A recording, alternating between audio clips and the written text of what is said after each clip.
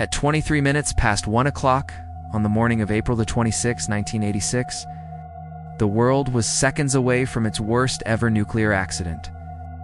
Reactor number 4 of the Chernobyl nuclear power station in Ukraine, which was then part of the Soviet Union, exploded.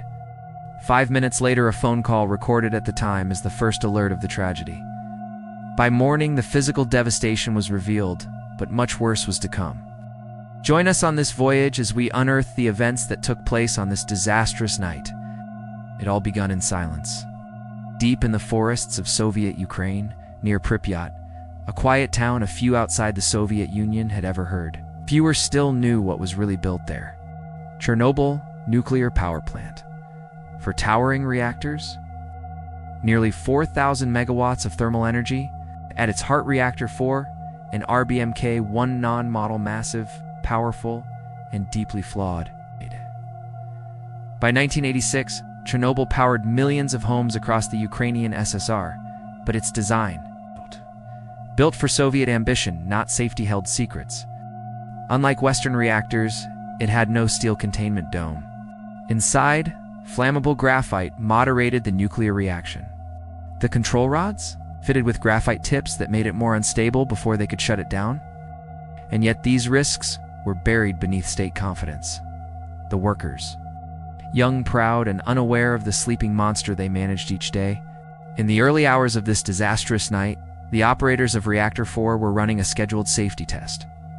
They intended to check whether the spinning steam turbines could power the Core S water pumps in the event of a power loss.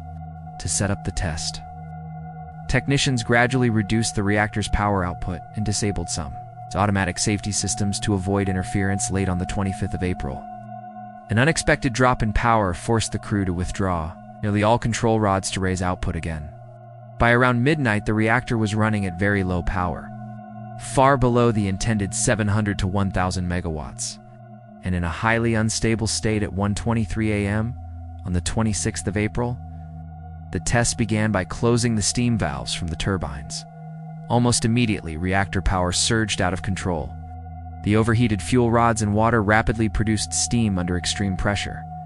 A first steam explosion blew off the reactor's heavy lid and ruptured many fuel channels just seconds later.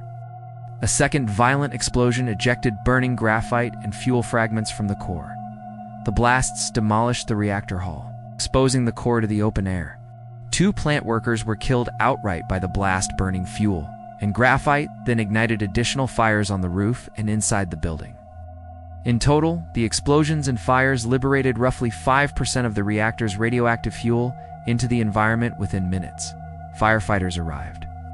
They knew only that the roof was burning. No suits, no meters, just bravery and a hose. They walked into invisible death. Graphite fragments hissed under their boots and picked them up, not knowing it was nuclear fuel. 2 plant workers died that night. Dozens of firefighters would follow, their organs failing within days. Vasily Ignatenko was 25, a newlywed. His final days were lived in excruciating agony, his wife helpless by his side. By dawn, the plant was surrounded by smoke, fear, and silence from the state. At 6 a.m., plant officials still insisted the situation was under control, but Geiger counters said otherwise. Radiation was off the charts. In Pripyat, 3 kilometers away, people carried on. Children played. Weddings were held. No one was told the truth, but 36 hours later, officials said, temporary evacuation. 49,000 people left. Most would never return. Their homes, their photographs, their pets, all left behind in the radioactive wind. The fire inside Reactor 4 still raged. Engineers, soldiers, and helicopter pilots were sent into the inferno. From the sky, they dropped sand, lead, and boron to smother the core. But with every flight, they absorbed more radiation below. Liquidators, young men with shovels and lead aprons, cleaned radioactive debris off the roof. Some lasted only 40 seconds before being pulled out. One by one, they climbed the roof of death, not because they wanted to, but because the state asked them to. To cool the melted core, miners were brought from across the USSR. They dug a tunnel under the reactor, risking collapse and exposure. To install a cooling slab, most worked shirtless. There was no time for fear. By year's end, over 115,000 people were displaced. Forests died. Livestock turned sterile. A radioactive cloud had spread across Europe. The Soviet Union kept the world in the dark until Swedish scientists detected radiation 1,000 kilometers away. Only in 1989 did the truth begin to emerge. Cancer cases rose. Birth defects in Belarus surged. And those who cleaned the disaster, the liquidators, faded from memory. Chernobyl wasn't just a disaster of physics. It was a disaster of lies, a system that sacrificed truth and its people to protect its image. And yet, the reactor still stands, sealed in steel, watched by cameras. A monument to the day when atoms and arrogance collided.